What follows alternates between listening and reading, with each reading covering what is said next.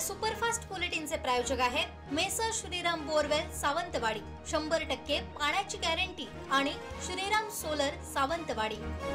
उपजिल्हा रुग्णालयात आरोग्य विभागाचे सचिव वीरेंद्र सिंह यांच्या पार्श्वभूमीवर कंत्राटी 10 डॉक्टरांनी राजीनाम्याची नोटीस वैद्यकीय अधीक्षकांकडे दिली आहे। एका महिन्याची आगाऊ नोटीस त्यांनी दिली आहे।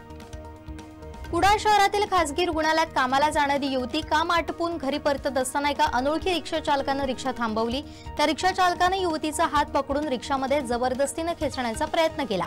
त्यानंतर फरार होताना रिक्षा त्या ठिकाणच्या सीसीटीव्ही कॅमेऱ्यामध्ये कैद झाली। राज्यातील अनेक तालुके आपत्तीग्रस्त घोषित करण्यात आलेत। या निर्णयानुसार सावंतवाडी तालुक्याचाही समावेश आपत्तीग्रस्त तालुक्यांच्या यादीत करण्यात आलाय।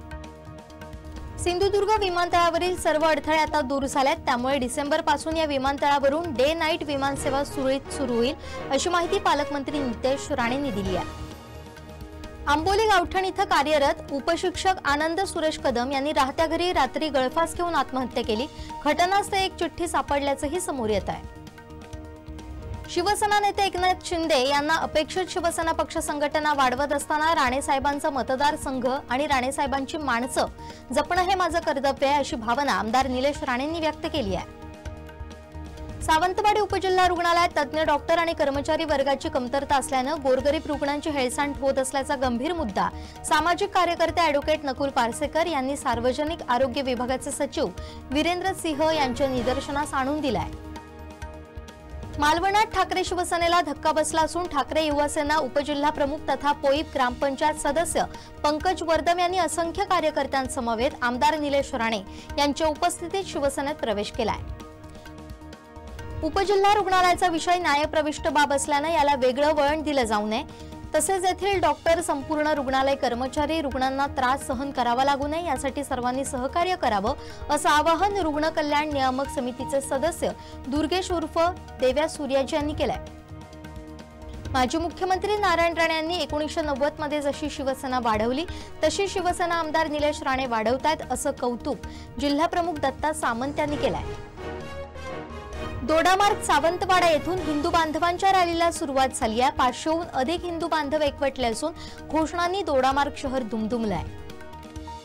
कुडाळ नगरपंचायतीतर्फे 10 ऑक्टोबरला शहरात अतिक्रमण हटाव मोहीम सुरू करण्यात आली आहे, परंतु ही मोहीम अपेक्षेप्रमाणे पूर्ण झाली नाही। नगरपंचायतीच्या या अर्धवट कारवाईमुळे बाजारपेठेतील व्यापाऱ्यांमध्ये असंतोष पसरलाय।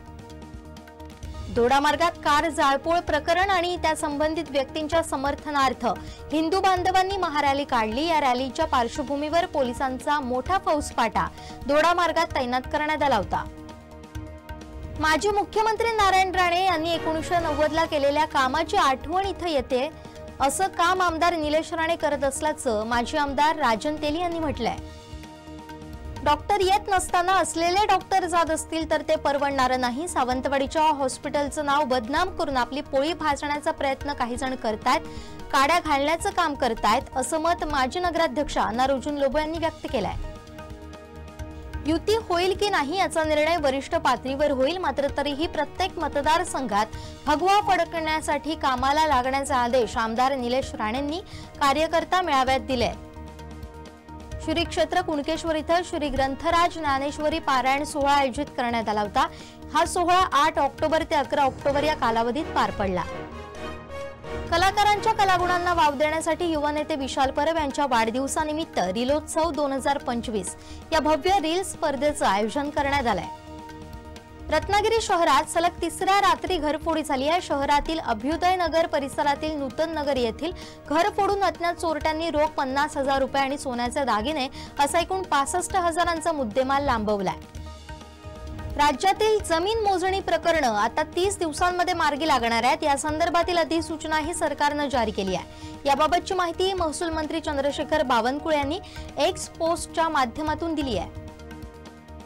कर्नाटक सरकारनं एक ऐतिहासिक निर्णय घेतलाय। राज्यातील सर्व महिला कर्मचाऱ्यांना आता मासिक पाळीच्या काळात दरमहा 1 दिवसाची भर पगारी सुट्टी मिळणार आहे। या निर्णयामुळे कर्नाटक हे भारतातील असं पहिलं राज्य ठरलंय।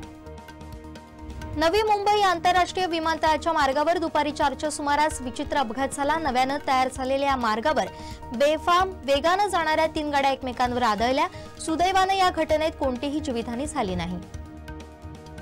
पंतप्रधान मोदींनी कृषी क्षेत्रासाठी सुमारे 35,440 कोटी रुपयांच्या 2 महत्त्वाच्या योजनांची सुरुवात केली आहे। त्याचबरोबर सुमारे 24,000 कोटी रुपयांच्या धनधान्य कृषी योजनेचा देखील शुभारंभ केला आहे। बंगालमधील एका जिल्ह्यात सामूहिक बलात्कार झाल्याची घटना समोर आली आहे। खासगी वैद्यकीय महाविद्यालयाच्या परिसराबाहेर ही घटना घडली आहे। या घटनेमुळे संतप्त झालेल्या विद्यार्थ्यांनी तीव्र आंदोलन सुरू केले आहे। अमेरिकेच्या टॅरिफ धोरणामुळे पुन्हा एकदा भारताच्या आयटी सेक्टरमध्ये पुन्हा सर्वात मोठा भूकंप होणार आहे। मीडिया रिपोर्टनुसार 2025च्या अखेरीस 50,000हून अधिक लोक नोकऱ्या गमावू शकतात।